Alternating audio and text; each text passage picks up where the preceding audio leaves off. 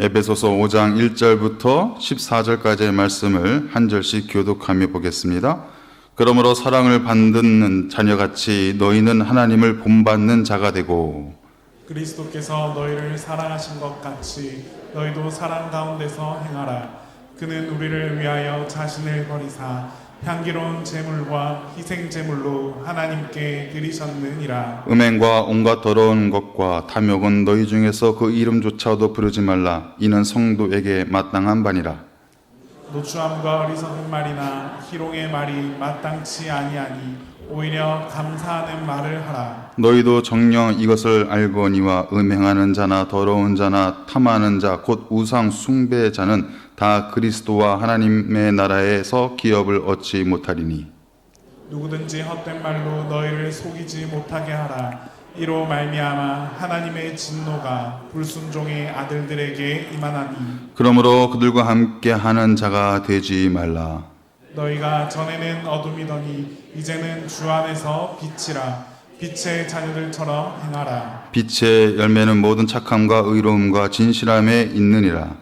주를 기쁘시게 할 것이 무엇인가 시험하여 보라. 너희는 열매 없는 어둠의 일에 참여하지 말고 도리어 책망하라. 그들이 은밀히 행하는 것들은 말하기도 부끄러운 것들이라. 그러나 책망을 받는 모든 것은 빛으로 말미암아 드러나나니 드러나는 것마다 빛이니라. 그러므로 이르시기를 잠자는 자여 깨어서 죽은 자들 가운데서 일어나라. 그리스도께서 너에게 비추이시리라 하셨느니라. 아멘. 교회에 대해서 부정적인 생각을 갖고 있었던 한 불신자가 교회 초청을 받고 교회에 나와서 예배를 드리게 되었습니다. 근데 이 불신자가 예배를 드리다 말고 찬송을 부르는데 그 찬송을 부르면서 깜짝 놀라서 예배당 문을 박차고 나갔던 일이 있었습니다. 그 찬송이 이 찬송이에요. 대산을 넘어 험곡에 가도 빛 가운데로 걸어가며 할렐루야를 힘차게 불러 날마다 빛에 걸어가리.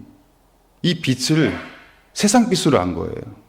이거 교회 다니면 이거 빛내며 살아야 되는구나.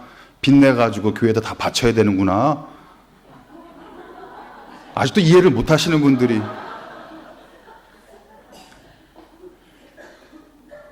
이 빛을 내야 된다는 생각을 갖고서 불신자가 교회 예배당 문을 박차고 나갔다는 전설과 같은 이야기가 있습니다. 여러분, 우리는 세상의 빛을 지고 사는 사람들이 아니라 세상의 빛을 내는 사람들로 살아가고 있음을 믿으시길 바랍니다. 우리는 빚진 사람들이 아니라 하나님의 빛을 발하는, 하나님의 영광스러운 빛을 드러내는 그러한 인생으로 살아가고 있음을 믿으시길 바랍니다. 이 시간 에베소서 강의 11번째 시간인데요. 오늘의 말씀의 제목은 사랑을 품고 빛으로 살다. 사랑을 품고 빛으로 살다라는 제목으로 말씀을 나누겠습니다. 에베소서는 1장부터 3장까지 교리적인 부분들, 그러니까 우리는 누구인가? 우리는 무엇을 믿는가? 우리는 어떻게 구원을 받는가라는 그 교리적인 부분들을 잘 설명해 놓았고 4장부터 6장까지는 구원받은 우리, 예수를 믿는 우리가 어떻게 살아야 되는가 실천적인 내용을 기록하고 있다고 이전에 설명을 드렸습니다. 오늘 본문이 그 실천적인 지침 중에서 가장 중요한 핵심이 되고 있는 말씀이에요. 우리가 어떻게 살아야 되는가에 있어서 가장 핵심이 되는 가장 중요한 근간을 이루는 말씀이다라는 것이죠. 오늘 본문은 크게 세 단락으로 나눠볼 수가 있는데 1절부터 2절까지는 사랑받는 자녀답게 살라. 그것이 핵심이에요. 하나님의 사랑받는 자녀답게 이 세상을 살아가라. 그것을 선포하고 있고요. 또 3절부터 7절까지의 말씀은 어둠의 일을 멀리하라. 이 세상 가운데 수많은 어둠의 일들이 있는데 그 어둠의 유혹들에게 빠지지 말고 어둠의 일들을 멀리해라. 경계해라. 그것을 말씀하고 있어요. 그리고 8절부터 14절까지의 말씀의 핵심은 뭐냐면 빛의 자녀답게 살라. 우리는 하나님의 영광스러운 빛을 드러내는 존재이기 때문에 그 빛의 자녀답게 살라라는 말씀을 하고 있어요. 그래서 이것을 연결해 보면은 사랑을 품고 세상의 어둠의 일들을 주의하며 또 빛된 모습으로 빛의 자녀로 살아가라. 이것이 오늘 본문에서 말하고 있는 사도 바울이 말하고 있는 핵심적인 내용이다라는 것입니다. 먼저 1절과 2절 말씀을 함께 봉독합니다. 1절, 2절 시작. 그러므로 사랑을 받는 자녀같이 너희는 하나님을 본받는 자가 되고 그리스도께서 너희를 사랑하신 것 같이 너희도 사랑 가운데서 행하라. 거기까지 행하라. 1절의 첫 단어가 어떻게 시작하고 있죠? 그러므로 우리는 그리스도 예수 안에서 하나님의 사랑받는 자녀가 되었다. 그러므로 사랑받는 자녀답게 행하라. 그렇게 살라라고 말하고 있다라는 것입니다. 여러분, 이 순서가 중요해요. 우리는 하나님의 사랑받는 자녀가 됐지요. 사랑받는 자녀가 됐기 때문에 그 사랑받는 자녀답게 살아가라는 거예요. 하나님께서 우리를 먼저 신분의 변화를 만들어 놓으신 거예요. 하나님의 사랑받는 자녀로 우리를 인정해 주시고 우리를 불러주셨다는 거예요. 여러분, 이것이 어떻게 가능할 수 있겠습니까? 전적인 하나님의 은혜를 통해서만 이것이 가능한 거예요. 우리가 스스로 우리의 신분을 변화시킬 수 없다는 거예요. 우리의 수고와 열심과 의지와 노력과 공로를 통해서 우리의 본질적인 이 신분을 변화시킬 수가 없다는 거예요. 일방적인 하나님의 은혜가 있었기 때문에 우리는 하나님의 사랑받는 자녀가 됐음을 믿으시길 바랍니다. 하나님의 은혜라는 거예요. 그 크신 하나님의 사랑, 그 넓으신 하나님의 은혜가 있었기 때문에 우리는 하나님의 사랑받는 자녀로 부르심을 받을 수 있는 것이고 그러한 신분의 변화를 갖게 된 것이고 사랑받는 자녀답게 살라 하나님께서 우리에게 말씀하고 있다는 것입니다. 그렇다면 하나님의 사랑받는 자녀답게 사는 것은 어떻게 사는 것일까? 말씀에서 보면요, 첫 번째, 하나님을 본받는 자가 되어야 된다라고 말하고 있어요. 하나님을 본받는 자가 되어야 된다. 여기서 본받는다라는 단어의 원래 단어는 미메타이라는 단어인데, 미메타이, 이 단어의 의미는요, 단순히 흉내낸다라는 의미가 아니에요. 우리가 하나님을 본받는다라는 의미는 뭐냐면 본질적으로 하나님을 따라간다라는 거예요. 한번 흉내내 한번 내볼까? 그런 흉내의 의미가 아니에요. 모방의 의미가 아니에요. 본질적으로 하나님을 추구하는 거예요. 하나님의 속성을 추구하는 거예요. 제가 방송, TV를 보다가 좋아하는 프로그램들이 몇 개가 있는데 그 중에 하나가요, 아실까 모르겠어요. 히든싱어라는 프로그램이에요. 히든싱어. 모르시는 표정이에요. 맨날 성경만 보시고 저희 아내가 저한테 제발 좀 TV 본다는 얘기 좀 그만하라고. 근데 재밌는 프로그램이 몇 개 있거든요. 그래서 제 취향에 맞는 프로그램. 그래서 히든싱어라는 프로그램인데 이게 뭐냐면 원조 가수가 있어요. 원조 가수. 유명한 원조 가수가 있고 원조 가수를 따라하는 모창 가수들. 그냥 뭐 일반인들이에요. 원조 가수를 따라하는 사람들이 한 5명, 6명이 나와요. 통 안에 들어가 있어요. 안 보이게. 그래서 노래를 쭉 한마디씩 하면은요, 그 사람들이 진짜 가수를 찾거나 아니면 가짜를 이게 찾아내는 거예요. 너무 재밌어요. 근데 가끔마다 보면은요, 원조 가수보다 더 원조 가수답게 하시는 분들이 있어요. 모창을 하는데, 따라하는데, 원조 가수보다 더 원조 가수답게 노래를 잘 하시는 분들이 있어요. 가끔 그래서 원조 가수가 중간에 탈락하는 경우가 있어요. 오히려 모창하는 사람이 1등을 하는 경우가 있어요. 그러면 상금이 많아지거든요. 그래서 그 상금을 받아가는 거예요. 근데 어느 순간에는요, 분명 여자 가수예요. 원조 가수가 여자 가수인데 남자가 불러요. 근데도 똑같아요. 신기해요. 이게 통 안에 들어가서 노래를 부르는데 원조 가수, 여자 원조 가수보다 남자 팬이 노래를 부르는데 더 잘 불러요, 여자처럼. 너무 신기한 거예요. 그래서 그분들을 불러서 인터뷰를 합니다. 어떻게 이렇게 똑같이 부를 수 있겠습니까? 어떻게 이렇게 똑같이 부를 수 있습니까? 이 사람들이 하는 얘기가 원조 가수보다 더 원조 가수답게 부르는 그 가수들의 한결같은 인터뷰의 대답의 내용이 뭐냐면, 제가 저 가수를 너무 좋아해서 학창 시절부터 저 가수의 노래만 듣고 저 가수의 창법, 발음, 제스처, 표정, 그것을 다 따라하기 시작했습니다. 한결같이 이런 이야기들을 해요. 그러다 보니까 남자가 여자 가수를 모방하는 그런 상황까지 우리가 발견할 수가 있게 되는 것이죠. 여러분, 이것이 본질적으로 추구하는 그런 의미라는 거예요. 그리고 하나님을 본받는다는 얘기는 뭐냐면, 여러분, 사람을 좋아하고 사람을 사랑하는 마음으로 그 사람의 그런 기질과 표정과 발음과 제스처와 모든 것을 따라할 수 있다면, 여러분, 우리도 하나님을 본질적으로 추구하고 하나님을 본받기를 원한다면요, 우리도 그러한 모습으로 하나님을 닮아갈 수가 있다는 거예요. 그것을 의미하고 있는 것입니다. 하나님을 본받는다라는 의미는 바로 그런 의미를 말하고 있는 거예요. 두 번째, 하나님의 사랑받는 자녀는 사랑 가운데서 행해야 된다라고 말했어요. 사랑 가운데서 행해야 된다. 여기서 마지막 행하다라는 이 단어의 의미는 한 번의 이벤트가 아니라 그것이 나의 습관이 되어야 된다는 거예요. 습관. 사랑을 행하는 것이 그냥 이벤트성으로 하는 것이 아니라 습관처럼 그것이 자동적으로 우리의 삶이, 우리의 표정이, 우리의 말이, 우리의 행동이 사랑의 모습으로 나와야 된다는 거예요.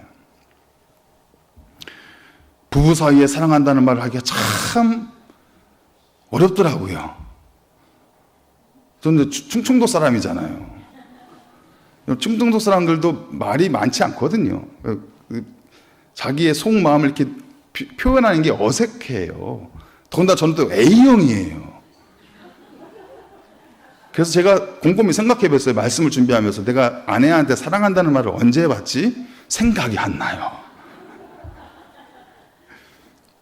부산 스타일대로 사랑한대 하면서 그냥 화끈하게 한번 말하면 되는데 그게 안 되더라고요.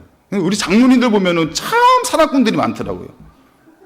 우리 장로님들 보면은 어떻게 이렇게 사랑을 잘 표현하는지. 그 중에서 이모 장로님은요, 말만 하면은 예쁘다고 하고, 말만 하면 사랑한다라고. 다 누군지 아시는 표정인데, 이모 장로님이 3분 계세요. 3분 다일 수도 있고, 그 중에 1명일 수도 있어요. 그 표현을 아낌없이 하더라고요. 그래서 참 그 옆에서 그거 보고 있으면은 제가 막 마음이 부럽기도 하고, 나도 저렇게 하고 싶은데 라는 마음이 들기도 하고 그래요. 예.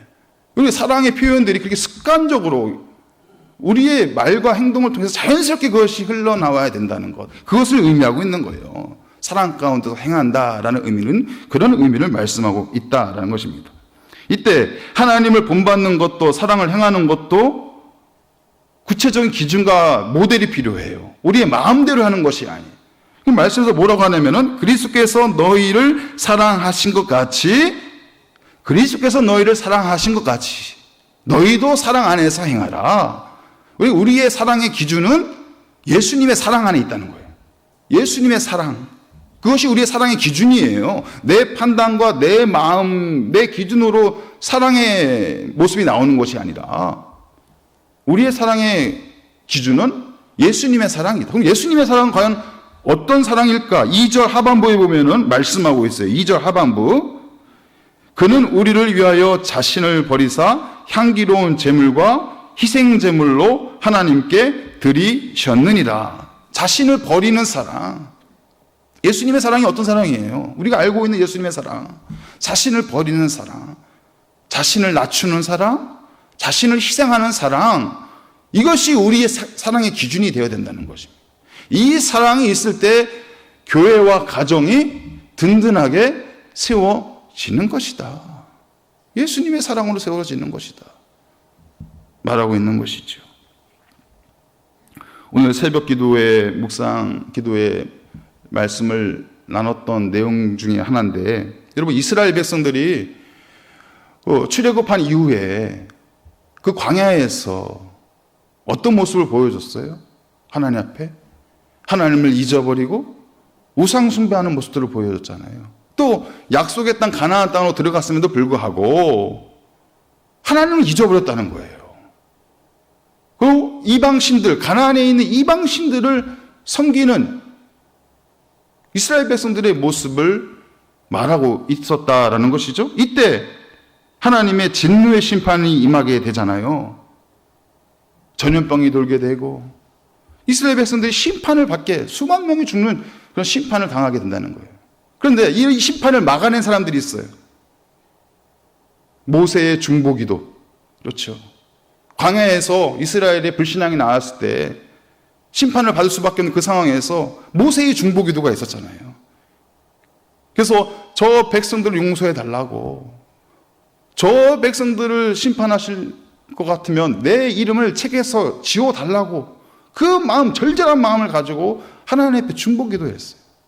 또 가나안 땅에 들어갔을 때는요, 그 제사장 아론의 손자 비느하스라는 손자가 있는데, 이 손자가, 이 비느하스가 중재하는, 그러니까 중재의 의미가 뭐냐면 중보했다는 거예요. 중보 기도로 다시 한번 하나님의 심판을 또 막아내는 그 장면을 볼 수가 있어요. 그러면 이 모세의 중보 기도와 비느하스의 중보 기도가 보여주고 있는 것은 무엇일까요?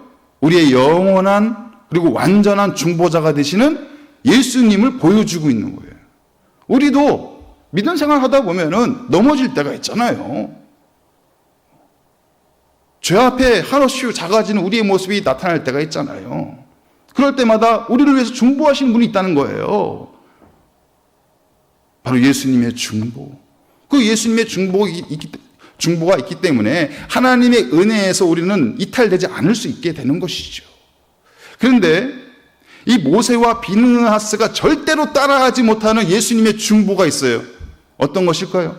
예수님은요, 저들의 죄를 용서하옵소서 선언하시고 선포하시며 기도하시며 그 기도로 끝난 것이 아니라 친히 그분께서 십자가에서 못 박히시고 우리의 죄를 위하여 대속 제물로, 희생 제물로 돌아가셨다는 것.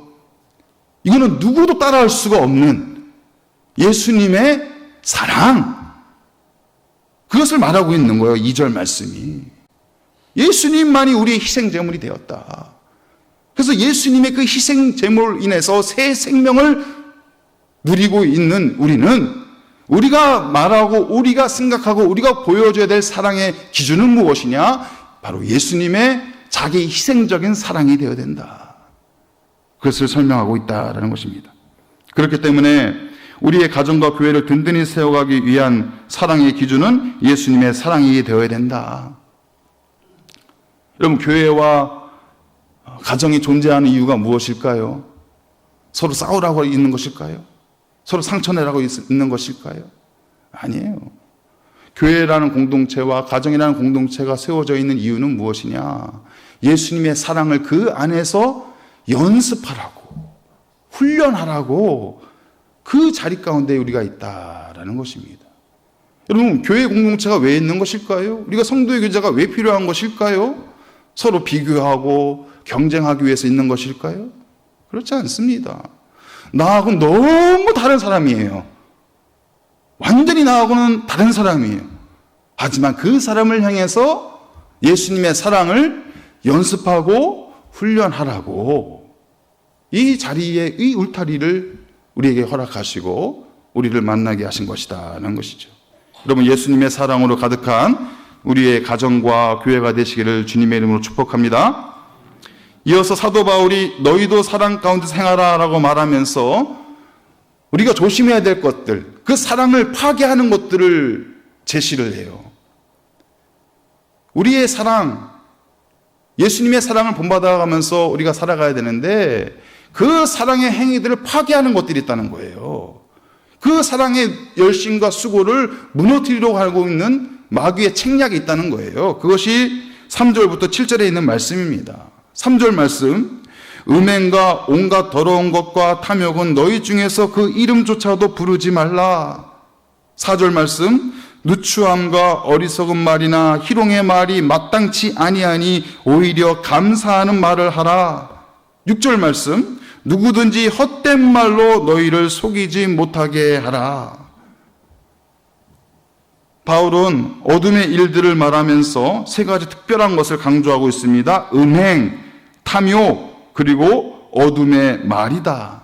음행, 탐욕, 어둠의 말들이 있다. 이것은요, 에베소 당시에만 만연했던 것이 아니에요. 지금도 똑같습니다. 음행과 탐욕과 어둠의 말들이요, 이 세상가에서 난무하고 있어요. 첫 번째, 음행을 조심하라 라고 말하고 있어요. 음행. 당시 에베소에는 아르테미스라는 신전이 있었잖아요. 거대한 신전이 있었어요. 그 신전에서 벌어지고 있는 것들은 무엇이냐? 음행하는 모습들이에요. 신 앞에 제사를 드린다고 하면서 음행하는 모습들을 보여주고 있는 거예요. 하나님은 이 음행에 대해서 단호하십니다. 우상 숭배하는 것은 영적인 음행이다. 그 음행을 조심하라. 우상을 멀리하라. 그리고 너희들의 육신을, 그 거룩한 육신을 더럽히는 것도 육적인 음행이다. 그 음행을 조심하라. 여러분, 음행이 나타나는 순간 이 사랑에는 금이 가기 시작한다는 거예요. 예수님의 사랑의 흔적들이 금이 가기 시작한다는 거예요. 두 번째는요, 탐욕이라는 것을 조심하라라고 말하고 있어요. 탐욕. 사도 바울은 탐욕을 뭐라고 정의하고 있습니까? 우상숭배다. 탐욕은 우상숭배다. 탐욕은 곧 우상숭배다. 탐욕은 돈과 물질, 성공과 명예라는 것을요, 하나님 자리에 올려놓는 거예요. 그걸 우상화시키는 거예요. 여러분, 돈과 물질, 성공, 명예, 나쁜 게 아니에요. 돈이 있어야죠. 성공해야죠. 명예도 있어야죠. 인기도 있으면 좋지요. 나쁜 게 아니에요. 근데 문제가 뭐냐면요, 이것을 하나님 자리에다 올려놓는 거예요. 하나님 자리에다. 돈과 물질의 종이 되어서, 노예가 되어서 끌려다니는 사람들이 있다는 거예요. 명예에 목숨 걸고 살아가는 사람들이 있다는 거예요. 이것을 하나님 자리에 올려놓고 그것을 가장 우선시하면서 살아가는 것이 바로 우상숭배다. 그래서 탐욕이 바로 그걸 우상숭배라는 것입니다. 여러분, 탐욕은요, 관계를 파괴해버려요. 아무리 오래된 관계라고 하더라도요, 그 안에 탐욕이 꿈틀거리기 시작하면요, 그 관계가 완루 무너지는 것을 우리는 종종 볼 수가 있습니다. 평화로운 가정 안에 이 탐욕이 뚝 떨어지면요, 가정이 갈기갈기 찢겨져 가는 그런 아픔을 당할 수밖에 없어요. 이 평화로운 교회 공동체 안에 탐욕이라는 것이 딱 드러나는 순간부터는요, 다 원수가 되는 거예요.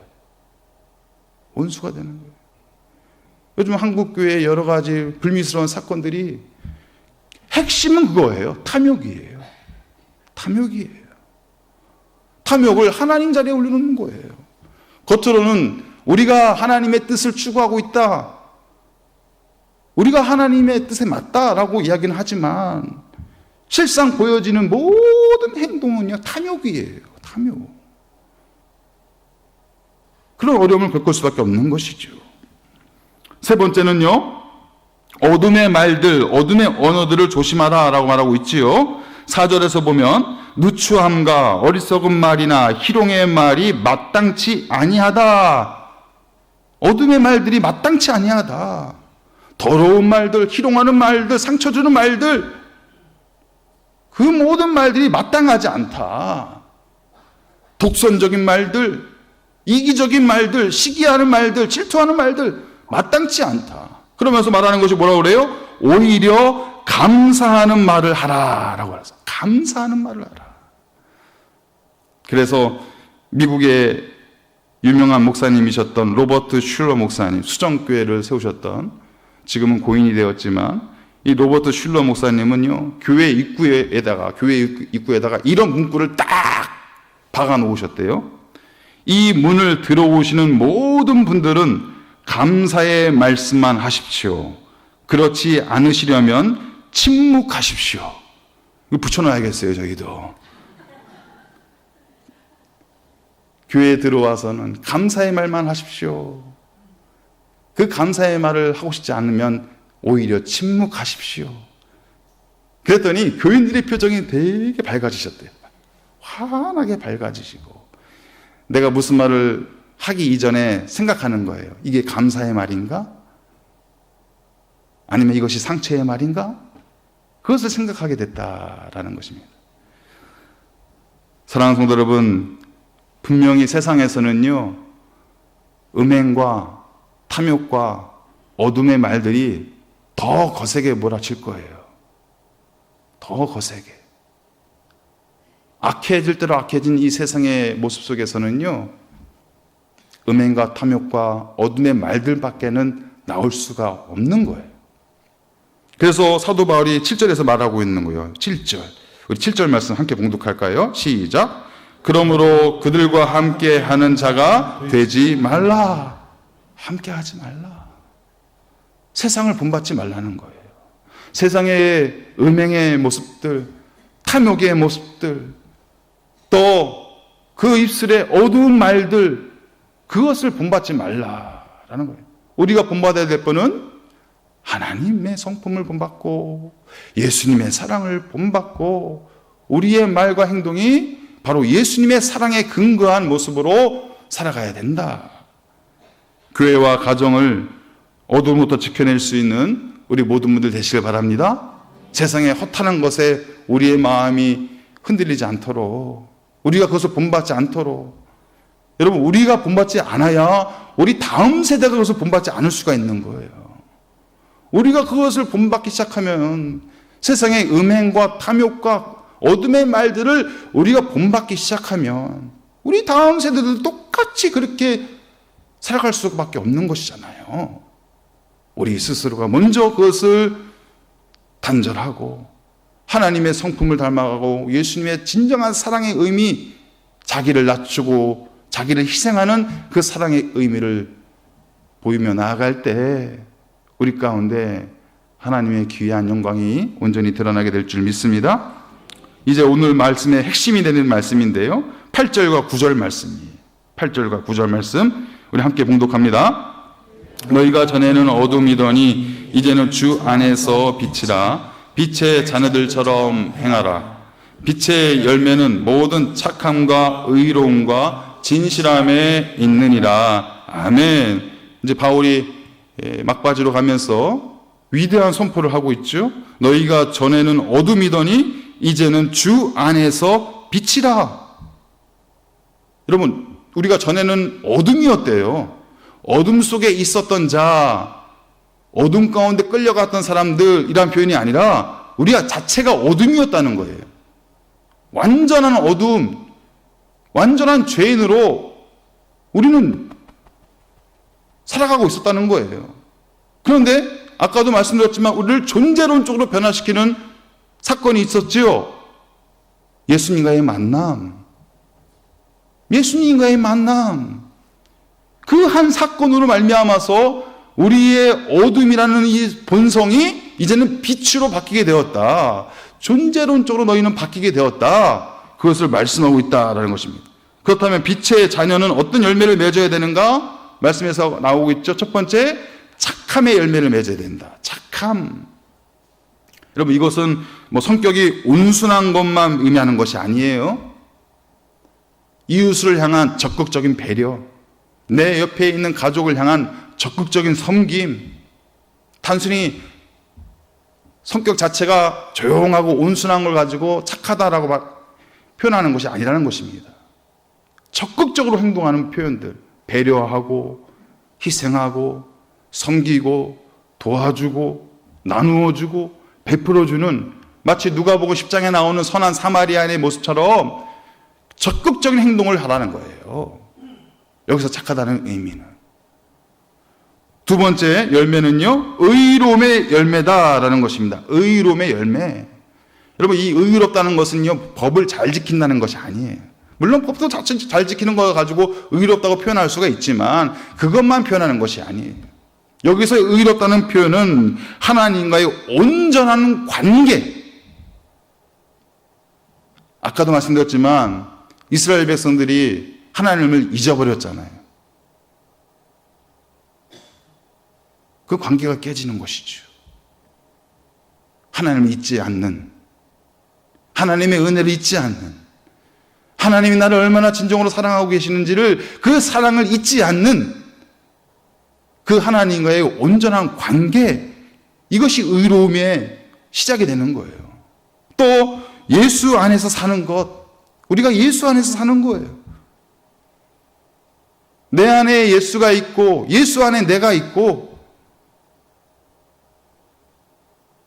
늘 예수와 함께 살아가는 것, 이것이 의롭다라고 표현할 수가 있다는 거예요. 여러분, 우리가 스스로 의로워질 수가 없잖아요. 수만 가지의 죄악의 모습들이 우리 안에 담겨져 있잖아요. 이것을 무엇으로 우리가 극복하고 이것을 해결할 수가 있겠어요? 내 안에 예수님이 있어야 돼요. 예수의 보혈이 있어야 돼요. 예수의 이름이 내 안에 충만히 있어야 돼요. 그럴 때만이 우리의 의로운 모습들이 빛을 발하게 되는 것이죠. 또 하나는요, 성령을 의지하는 것. 성령을 의지하는 것. 매 순간순간마다 우리의 삶의 자리에서 성령을 의지하는 것. 성령을 초대하고 초청하고 성령이 나와 함께 하도록 함께 걸어가고 그 성령을 의지하는 삶. 다 알아요. 여러분들 다 능력 많으시고 실력도 많으시고 각자의 삶의 자리에서 열심히 사는 거 알아요. 하지만 그것만 전부가 아니잖아요. 그 자리에 누가 함께 있어야 돼요? 성령이 함께 있는 거예요. 성령이 함께. 그럴 때 우리의 의로움이 빛을 발하게 되는 거예요. 세 번째 열매는요, 진실함의 열매다. 진실함의 열매. 여러분, 이 진실함은 두 가지 차원에서 우리가 생각해 볼 수가 있는데, 먼저는 행동의 진실함이에요. 행동이 진실해야 된다는 거예요. 건강한 시민으로서 살아가는 것, 남을 포용하고 이해해주는 그런 행동의 진실함으로 우리가 살아가야 된다. 또 하나는 우리의 내면의 진실함이에요. 내면의 진실함. 겉으로만 진실한 척하는 사람들이 있어요, 없어요? 있어요. 겉으로만 진실한 척하는 사람들. 그러면서 남을 속이고 남의 것을 빼앗고 그런 사람들이 있다는 거예요. 우리의 진실함은요, 겉으로 보여지는 진실함도 있어야 되지만 내 스스로를 볼 때, 내 스스로의 모습을 볼 때 내가 과연 진실한 마음을 가지고 있나, 아니면 가식적인 마음을 가지고 있나, 그것을 우리가 살펴볼 수 있어야 된다는 것이죠. 그런데 이 진실함을 두 가지, 내면의 진실함과 행동의 진실함을요, 동시에 이뤄갈 수 있는 방법이 있어요. 그것이 하나님의 말씀을 지키는 거예요. 하나님의 말씀을 따르는 거예요. 그러면요, 우리 행동의 진실함도 이루어지고 우리의 내면의 진실함도 이루어질 수밖에 없어요. 하나님의 말씀을 따라가는 거. 너무 간단하죠? 그것을 어디서 내가 뭐 공부한다고, 그것을 훈련한다고 해서 그것이 가능한 것이 아니라 답은 명확해요. 하나님의 말씀을 지키며 살아가는 것. 하나님의 말씀 앞에 순종하는 것. 여러분, 그 길밖에 없더라고요. 내가 진실한 사람이 될 수 있는 방법은요, 그 방법밖에 없더라고요. 내가 과연 하나님의 말씀 앞에 정직한가? 내가 과연 하나님의 말씀을 진실로 사랑하고 그 말씀대로 살기 위해서 노력하고 있는가? 그 말씀이 나의 삶의 모든 것에 기준이 되고 선택이 되고 있는가? 말씀 앞에 비춰보면 내가 얼마나 진실한 사람인지 아닌지가 다 드러나게 돼 있더라고요. 우리 모두는 하나님의 말씀을 사모하시고 말씀을 지키시고 말씀을 따르시며 진실한 빛의 열매를 드러낼 수 있는 복된 삶이 되시기를 주님의 이름으로 축복합니다. 이제 마지막으로 사도 바울이 14절에서 이렇게 선언을 하고 있죠. 14절 말씀 함께 봉독합니다. 그러므로 이르시기를 잠자는 자여 깨어서 죽은 자들 가운데서 일어나라. 그리스도께서 너에게 비추이시리라. 아멘, 아멘. 예수님의 빛이 비춰지는 순간 누가 깨어난다고요? 잠자는 자들이 깨어난다. 예수님의 빛이 착 비춰지는 순간 잠자는 영혼들이 깨어난다라는 거예요. 세상에는 예수님을 아직도 모르는 사람들이 있잖아요. 죽어가는 사람들이 있다는 거예요. 그 사람들이 예수님의 빛을 착 비추는 순간 그 영혼들이 그 잠에서 깨어난다. 깨어난다. 예수님을 믿고 있지만 영적인 방황을 하고 있는 사람들이 있잖아요. 신앙의 방황을 하고 있는 사람들이 있잖아요. 그 사람들 가운데 예수님의 빛이 착 비춰지는 순간 그들의 영혼이 살아난다. 일어난다. 그것을 사도 바울이 강조하고 있는 것이에요. 여러분들의 심령 가운데, 여러분들의 가정 가운데, 우리 교회 가운데 이런 예수님의 빛이 풍성하게 비춰지고 그 예수님의 빛으로 말미암아서 빛의 열매를 맺어갈 수 있는 우리 모두가 되시기를 바랍니다. 날마다 하나님의 영광이 이 자리 가운데 충만하여서 우리의 상한 영혼들, 잠자고 있는 영혼들을 깨워주시고 하나님이 기뻐하시는 모습으로 무럭무럭 성장하여서 기쁨의 열매 또한 빛의 열매가 우리 모두에게 풍성히 주어지기를 주님의 이름으로 축복합니다. 이 시간 말씀을 생각하시면서 우리 옆에 계신 분에게 이렇게 고백하고 함께 축복하겠습니다. 화면을 보시면서요. 이렇게 축복합니다. 당신이 있어서 내 삶이 밝아졌습니다. 감사합니다. 할렐루야. 여러분들이 있어서 우리의 삶이 밝아졌습니다. 감사합니다. 예. 기도하겠습니다. 하나님 아버지, 우리를 사랑으로 품어주시고 죄인된 모습에서 하나님의 자녀로 신분을 바꿔주시고 이제는 주님의 빛을 드러내며 살아갈 수 있는 인생이 되게 하심을 감사합니다. 하나님, 세상에 여러 유혹들이 우리를 힘들게 하는 순간들이 있지만 우리가 주님 안에 거하게 하시고 또 성령을 의지하며 하나님을 잊지 않고 살아갈 수 있는 삶이 되게 하여 주시고 그리하여 빛의 열매를 맺어갈 수 있는 그 빛의 열매로 우리의 심령을 채우고 우리의 가정을 채우고 우리의 교회를 채우며 나아갈 수 있는 우리 모두가 되게 하여 주시옵소서. 모든 영광 주님 앞에 드려오며 예수 그리스도 이름으로 기도하옵나이다. 아멘.